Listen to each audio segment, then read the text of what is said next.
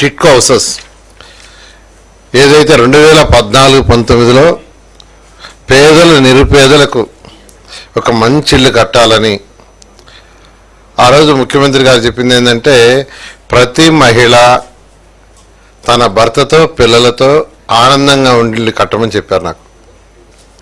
దానికి అనేక దేశ విదేశాల్లో కూడా స్టడీ చేసాం. మన రాష్ట్రం మన దేశంలోనే కాదు ఇతర దేశాల్లో కూడా. అమరావతి రాజధానికై పోయినప్పుడు సింగపూర్ కావచ్చు, మలేషియా కావచ్చు, రష్యా కావచ్చు, చైనా కావచ్చు, ఇలా అనేక జపాన్ కావచ్చు, అనేక కంట్రీస్లో పేదలకు నిరుపేదలకు ఎలా నిర్మించారో అవన్నీ స్టడీ చేయటం, దాని మీద ఒక ప్రాజెక్ట్ తయారు చేసి ఆ రోజు ముఖ్యమంత్రి గారికి ఇవ్వటం, ముఖ్యమంత్రి గారు ఆలోచించకుండా కట్టండి అంటాం. వెంటనే కేంద్ర ప్రభుత్వాన్ని అప్రోచ్ అయ్యి కేంద్ర ప్రభుత్వం దగ్గర 7 లక్షల ఇల్లు శాంక్షన్ చేయించాం. 7 లక్షల ఇల్లు, 1-2 కాదు, 7 లక్షల ఇల్లు శాంక్షన్ చేస్తే 7,01,481 ఇళ్ళు, 7,01,481 ఇళ్ళు శాంక్షన్ చేస్తే అందులో 5 లక్షల ఇళ్ళుకి అడ్మినిస్ట్రేటివ్ క్లియరెన్స్ ఇచ్చాం వెంటనే. దాంట్లో 4,54,760 ఇళ్ళు గ్రౌండ్ అయినాయి, వాటికి టెండర్లు పిలిచాం. 4,54,706 ఇళ్ళు. 2019కి 3,13,832 ఇళ్ళు, 3,13,832 ఇళ్ళు స్టార్ట్ అయిపోయినాయి అప్పటికే. మిగతా కూడా ఎందుకు స్టార్ట్ కాలేదంటే కొద్దిగా ల్యాండ్ డిస్ప్యూట్స్ ఉంటే ఆ డిస్ప్యూట్స్ క్లియర్ చేస్తున్నాం. అవి క్లియర్ అయితే ఈ 4,54,000 టెండర్ పిలిచినాయి, గ్రౌండ్ అయిపోయాయి. ఇందులో 3 రకాలుగా అనుకున్నాం. 300 చదరపు అడుగులు, 365, 430. మామూలుగా ఏంటంటే పేదలు నిరుపేదలకు 300 చదరపు అడుగులు కడతారు అప్పుడున్న సెంట్రల్ గవర్నమెంట్ నామ్స్. అయితే కొంతమంది వచ్చి రిక్వెస్ట్ చేశారు, సార్ మేము కొంత బ్యాంకులను కట్టుకోగలం, మాకు ఒక బెడ్రూమ్ పెద్దది ఉండే కట్టన్నారు. కొందరు వచ్చి డబుల్ బెడ్రూమ్ హౌసెస్ కట్టండి సార్, మీరు ఇచ్చే సబ్సిడీ కాకుండా మిగతాది మేము కట్టుకుంటాం అన్నారు. అంటే కేంద్ర ప్రభుత్వం 1.5 lakh ఇచ్చింది, రాష్ట్ర ప్రభుత్వం 1.5 lakh ఇస్తూ ప్రతి హౌస్కి 90,000 మళ్ళీ ఇన్ఫ్రాస్ట్రక్చర్కి ఇచ్చింది, 90,000 మళ్ళీ ఇన్ఫ్రాస్ట్రక్చర్కి ఇచ్చింది. అంటే 3,90,000 కేంద్ర ప్రభుత్వం రాష్ట్ర ప్రభుత్వం కలిసి ఇచ్చేటట్టుగా ఆ రోజు డిసైడ్ చేశాం. 3,90,000, అందులో 1,90,000 కేంద్ర ప్రభుత్వం, మిగిలింది రాష్ట్ర ప్రభుత్వం. అయితే దానిపైన ఎంత పడితే అంత వాళ్ళు కట్టుకునే విధంగా యాక్చువల్గా నిర్ణయించాం. ఆ రోజు ప్రకారం అయితే 300 చదరపు అడుగుల వాళ్ళకి 2,65,000 బ్యాంకులో ఇప్పించేటట్టుగా, 365 వాళ్ళకి 3,15,000, 430 చదరపు అడుగుల వాళ్ళకి 3,65,000 ఇప్పిస్తే నిదానంగా కట్టుకునేటట్టుగా చేశాం. కానీ గత ప్రభుత్వం వచ్చి ఈ మొత్తాన్ని గందరగోళం చేసింది. గందరగోళం చేసేసి ఉన్న అంటే ఏదైతే టెండర్లు పిలిచావో 4,54,000 అందులో 2,61,000 నుంచి మిగతాన్ని క్యాన్సిల్ చేశారు. 2,61,640 ఇళ్ళు మాత్రమే ఉంచారు. అదే తెలుగుదేశం ప్రభుత్వం కానీ అప్పుడు కంటిన్యూ అయ్యి ఉంటే ఆ 7 లక్షల ఇళ్ళు అయిపోయింది. మా ప్లాన్ 7 లక్షల ఇళ్ళని 38,000 కోట్ల 265 లక్షలు, 38,000 కోట్ల 265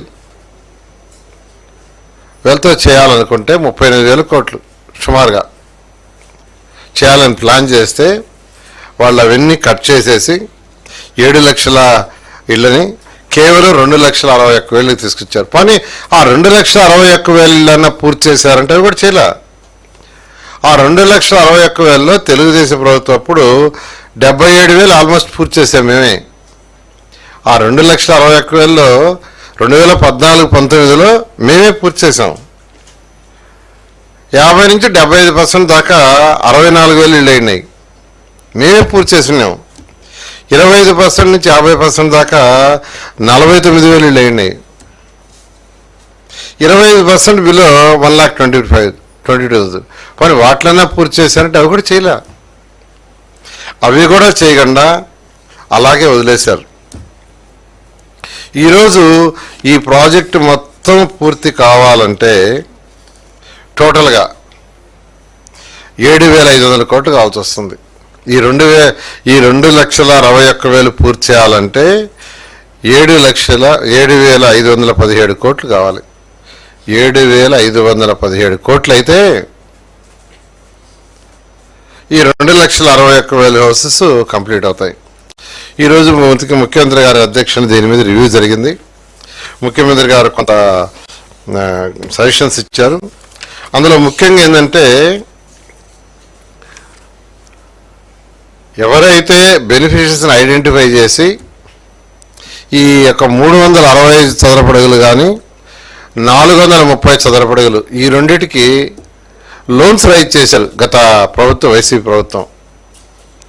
లోన్స్ రైజ్ చేసి ఆ ఇల్లు కట్టకుండా, అంటే ఎవరి పేరుతో అయితే లోన్స్ రైజ్ చేశారో వాళ్ళ మీద ఇల్లు కట్టకుండా ఆ డబ్బులు డైవర్ట్ చేసేసి వాళ్ళ మీద ఇప్పుడు బ్యాంక్ వాళ్ళు ఇన్స్టాల్మెంట్ కట్టమంటున్నారు.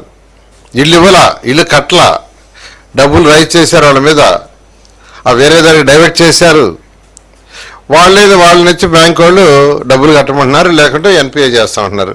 ఇప్పుడు 102 కోట్లు కడితే 102 కోట్లు కడితే ఆ ఎన్పిఏ నుంచి బయటపడతాం.